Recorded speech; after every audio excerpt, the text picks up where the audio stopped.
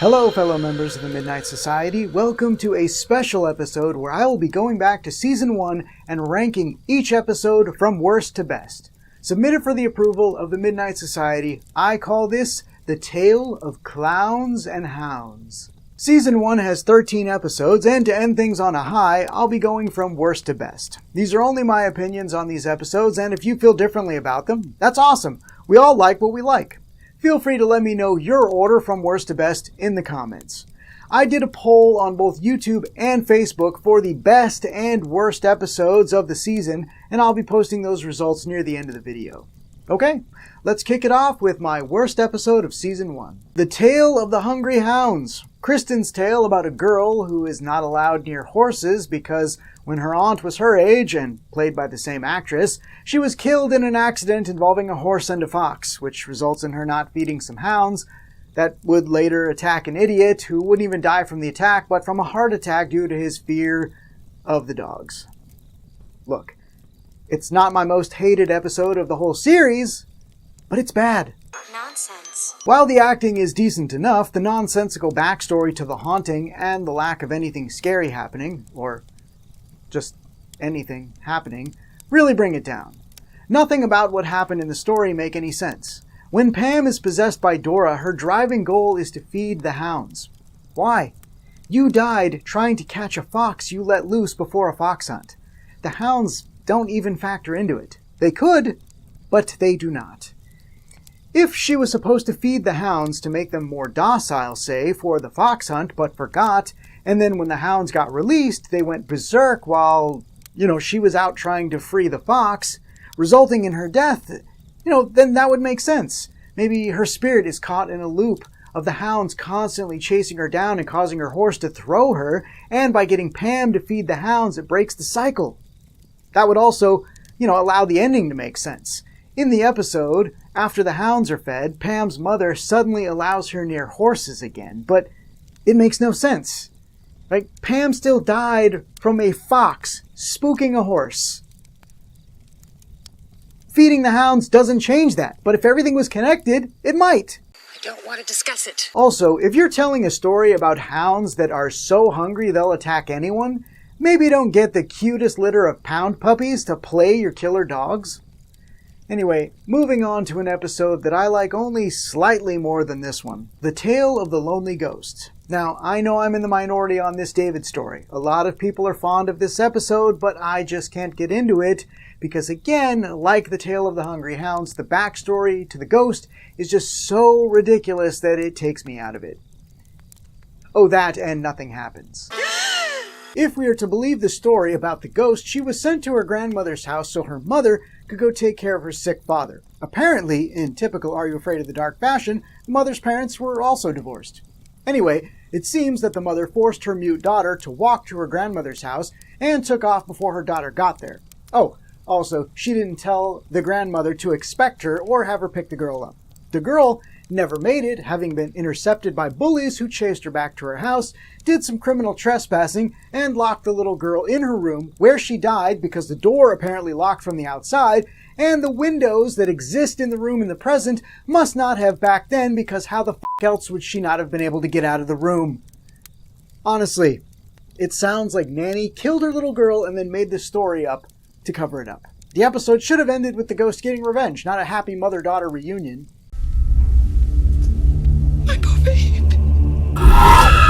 Now, I will say this. The episode did give us Beth, a real sweetheart that you just love to hate, so it's not all bad. This next episode is slightly ahead of Lonely Ghost, but only because of the villain's performance. The Tale of the Phantom Cab, Frank's initiation story, and one that should not have gotten him entry into the Midnight Society. I know, Dr. Vink is a beloved character, but his introduction story sucks. We have two unlikable leads who get lost in a forest, follow a creeper to a hut, where the good doctor challenges the boys to a game of riddles in exchange for their lives, I guess. Vink's the name, Dr. Vink. What I didn't catch in my initial video was when Flynn was giving his backstory near the end of the episode.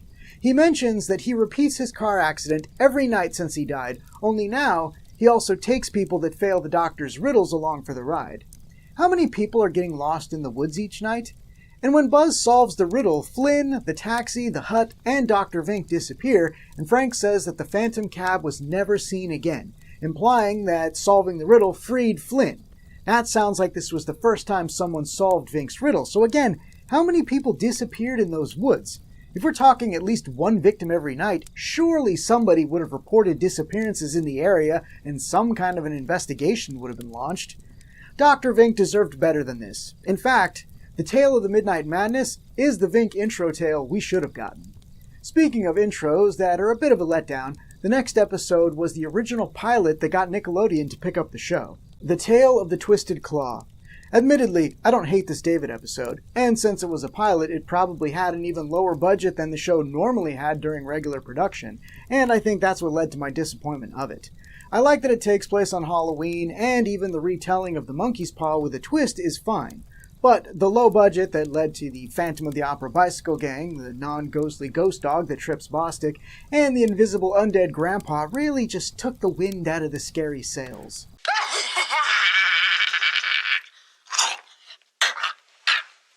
All of my issues could have been fixed without inflating the budget. The bullies could have been dressed in all black and moving in and out of the trees and stuff in a way that we don't clearly see them. That way they seem almost like real phantoms, and our main characters drop their candy in a hurry to escape. The thing that trips Bostic should have been invisible, with maybe just like a creepy laugh or a growl or some kind of a sound effect that echoes on the wind when it happens, and only the boys can hear it. And finally, with the dead grandpa, we don't need a full makeup, just film someone from the back, getting out of the car, walking slowly in a very zombie-like fashion with some zombie sounds coming out of him as he walks. Boom! Creep factor added, and you didn't even have to have a dog whisperer on the set. I say we raid the fridge for some ice cream. I do see why it got the series picked up, though. There is some good stuff here that a producer could see potential in. In fact, any producer watching it asking themselves whether they should put it into production or not probably saw, "Just do it! Make your dreams come true! Just do it!" The next episode infuriates me because it has the budget and the creature makeup for greatness, but the misuse of Irish mythology makes me want to punch a banshee or a pixie or a fairy or a f***ing leprechaun, whatever Eric calls them. The Tale of Jake and the Leprechaun. Going into this episode was already a losing battle because I hate the storyteller, Eric. However, the production value and the acting in this episode is pretty strong. It also has one of the best monster makeups of the season, if not the best. Where it goes wrong is its Lucky Charms treatment of Irish mythology. Now, I'll admit, your average viewer isn't going to care about that kind of stuff, but as someone of Irish descent and a fan of folklore and myths, it was a little offensive, like a foul-mouthed leprechaun or an Irish Spring commercial. Who am I kidding? Irish Spring commercials are fucking delightful. Who wouldn't want a bar of soap that is also a magic showerhead? There's something about Irish Spring, oh yes, it makes me wanna sing. Oh, it is the most refreshing thing, the scent of Irish Spring. I think one of the places this episode goes wrong is having such a talented adult cast and one kid. Jake isn't terrible, but up against Sean and Aaron, he just seems completely out of his depth. In fact, despite what Sean and Aaron say about him, he definitely didn't have the glamour, which I still don't even know what that means in the context of the episode. Like, I know what the glamour is outside of it, but they don't tell us in the episode, so I don't know if it's supposed to mean the same thing or not. Anyway, despite all that, it's still not as weird as our next episode, where a nearly 100-year-old man wants a teen girl to be his girlfriend. Wait, isn't that the plot to Twilight? The Tale of the Captured Souls. The Kiki story about an old man who stays young by stealing youth from guests that stay at his lakeside bed and breakfast. When you put aside the silliness of guests aging overnight and not realizing it, and our villain Peter keeping a murder tally out in the open where anyone could find it, the idea of a mad scientist stealing youth to stay young forever is a great story. What holds this back is the terrible acting from everyone except Peter, who carries the episode. You're here all alone? Not anymore. The method of stealing youth is also a bit confusing. Kiki starts her tale by taking everyone's picture and talking about how some cultures believe that cameras steal your soul. In the story, Peter has mirrors all over the house and even states that he steals the youth with the mirrors. Sure, he has cameras set up in 4 of the rooms, but that's just so that he can monitor when someone is in a room so he can leech their life. The only way cameras really come into the story is that they show Peter for what he really is. But how does that work? Is the implication that a camera shows your true soul instead of your physical form? Because, I mean, there's a lot of good-looking people with twisted souls in the world. If that's how cameras worked, we'd know about their darkness well before they ever acted on it. I mean, actually, now I kind of wish that cameras did work that way, but only if my inner self looks like Ryan Reynolds on screen. You're crazy. I think it's clear I wasn't a fan of this tale, but the next episode also sucks. It sucks.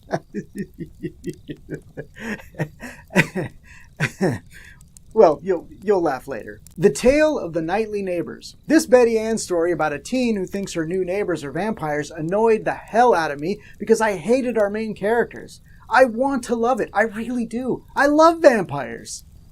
Well, not all vampires. What this episode does well is set up the expectation that the adult neighbors are the vampires, not Lex. The reveal that they're just the vampire's familiars is a great ending. What really does this episode in, though, is the young actor playing Lex. He's not given much to do, and I think that's because he wasn't a very good actor. He was probably cast just for his look. It's also comical how convinced Emma is that her neighbors are vampires after having a dream. There's a common stereotype that women get mad at their significant others in the waking world because of how a dream version of that person treated them. True or not, this does not help that. She was willing to murder her neighbors because of how one of them appeared in a dream. Despite all that, the thing that bothers me most about this episode is Betty Ann's treatment of a beautiful, buttery bowl of popcorn. Oh, you bitch. I've killed people for less grievous crimes. Allegedly. Anyway, let's move on to the last episode that I disapproved on from Season 1. The Tale of the Prom Queen, a Kristen tale with a ghost backstory more ridiculous than Lonely Ghost or Hungry Hounds, and yet I like this episode more than those two. The girl was hit by a car outside the cemetery at midnight because she was waiting for her prom date to pick her up. What? I feel like even a kid would be like, did she live at the cemetery?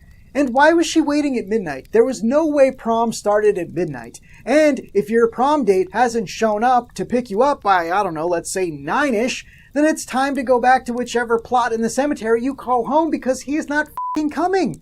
And as if all that wasn't enough, Jam claims that she was buried in her prom dress.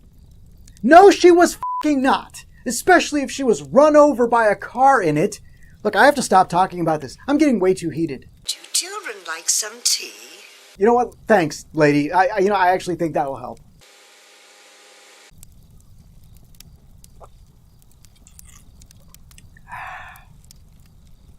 Okay. Yeah, that's better. I did enjoy all the location filming in the cemetery, but, I mean, they could have done so much more with it if they were going for scares. Okay, from here on out, we are on episodes that met my approval, although this next one barely made the cut. The Tale of the Pinball Wizard. This Gary story has absolutely no scares, but it has a load of fun, especially if you're a fan of video games. I loved the mall setting, but I didn't care for our protagonist. This kid rubbed me the wrong way from the moment he entered Mr. Olson's magical shop of whatever service he offers. He begs for a job, swearing he can be trusted, and immediately breaks the one rule he's given when Mr. Olson agrees to give him a chance. I'm glad he joined Steven in pinball hell for all eternity. I really am. You can trust me. As a fan of the more horror-themed episodes, I found the lack of scares in this one disappointing, but the wackiness of all the things Ross encounters in the mall make up for it a bit. It really was the only reason I gave it a pass. I mean, who wouldn't want to see a bad guy get defeated by a super soaker? Also, since this is, starting off the episodes that I gave my approval on, you're going to start seeing a pattern. Apparently I've got a thing for messed up endings. This falls in line with that, and actually does a good job of pulling the rug out from under you because it seems like Ross has won only to discover his real predicament. Hope you enjoy your free games. You'll be playing them forever. Well, Ross, that'll teach you to tangle with an evil mall wizard. Next up is an episode that many will think should be closer to the top of the best episodes, and while I do think it's a good one, I just don't think it goes far enough to make it truly great. The Tale of Laughing in the Dark. A Betty Ann story about a kid who steals an animatronic clown's nose at a carnival funhouse, only to discover that that clown will f*** with your life and every bowl of pudding you've ever fingered.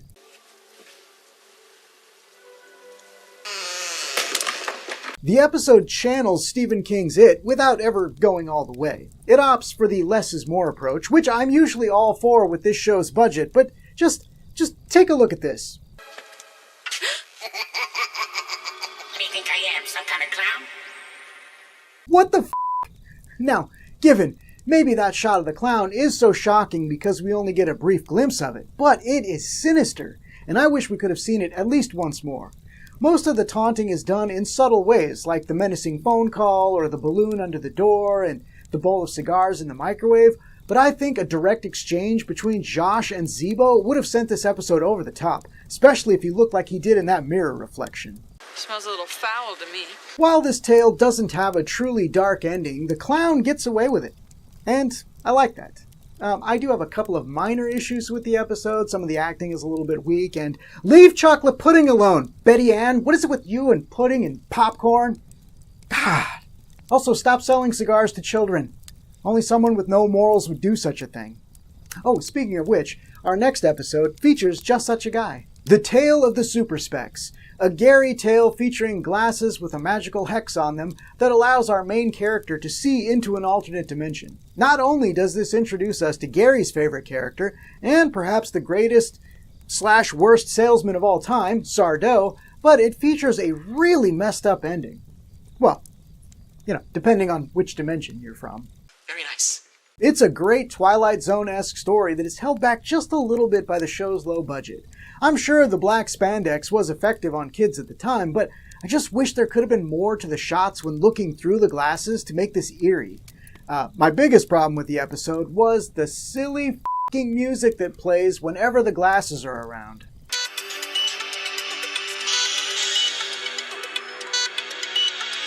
Obviously, Sardo makes some sort of underhanded deal with the other dimension to get free. In my mind, he left Weeds and Mary Beth to their fates, though, he felt bad about it, which is why he's more inclined to help kids he's endangered in later episodes, like the Tale of the Carved Stone. Anyway, let's move on from a magic bumbler to someone with talent. The Tale of the Sorcerers Apprentice, a Betty Ann story about an evil dead sorcerer who needs teenagers at high schools to gather weeds together in a swimming pool to bring him back to life. It actually sounds pretty lame when I say it out loud. Is there a problem? This episode has a fun story with some really great performances, and while it doesn't have a lot of traditional scares, the third act featuring Alex on the run from all the brainwashed students and teachers makes you feel the tension as she does.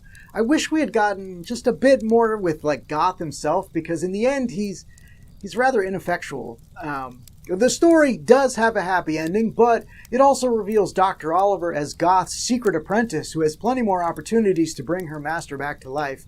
It's a shame that we never got to revisit this villain. I have waited centuries for an apprentice such as you, young one. Well, we have arrived. For those of you that have been paying close attention, you've probably already guessed my favorite episode from Season 1 by process of elimination, and let me tell you, it's definitely not from a storyteller I expected. The Tale of the Dark Music. An Eric story about an evil root cellar that can grant wishes if you feed it people. I never, in my adult life, thought I would be singing the praises about anything featuring the words, evil root cellar. But alas, here we are. To me, this episode has it all. Decent acting, a basement that I would love to learn more about, scares, some haunting scares. You all know what I'm talking about. Hi, Andy. Won't you come play with me?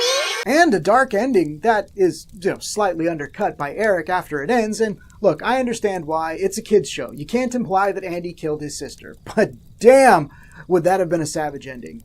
My only hang-ups on this are the casting for Coda, due to his size, not his acting ability or anything like that, and the lack of backstory about the basement or the uncle. I would have loved to know more about either of those things.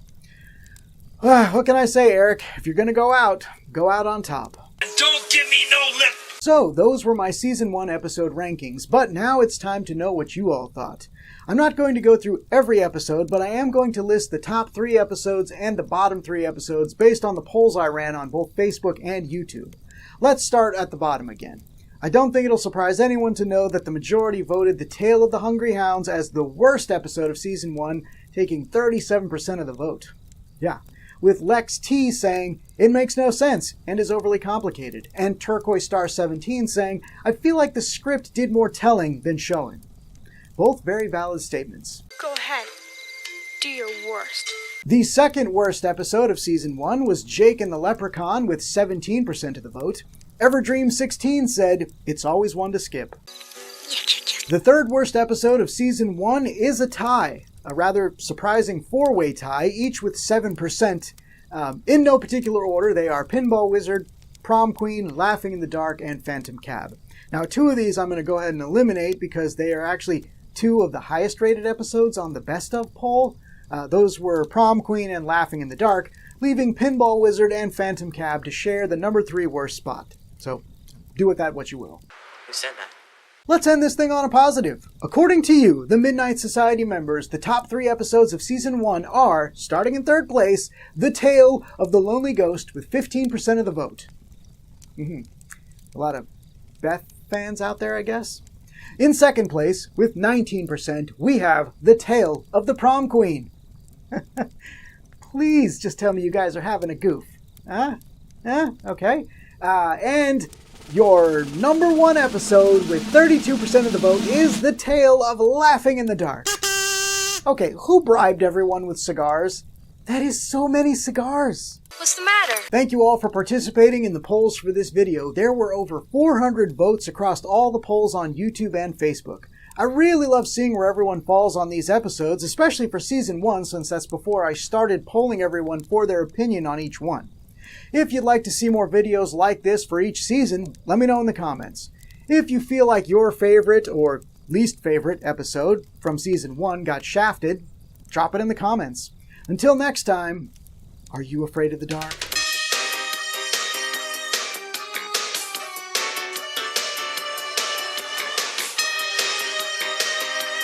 Don't touch my stuff. Thanks for watching, everyone. If you enjoyed this video, don't forget to give it a like and a share. Don't forget to subscribe and click that bell icon to be notified when more videos like this go up. And remember, if it doesn't say Mark Machines, it's not the real thing.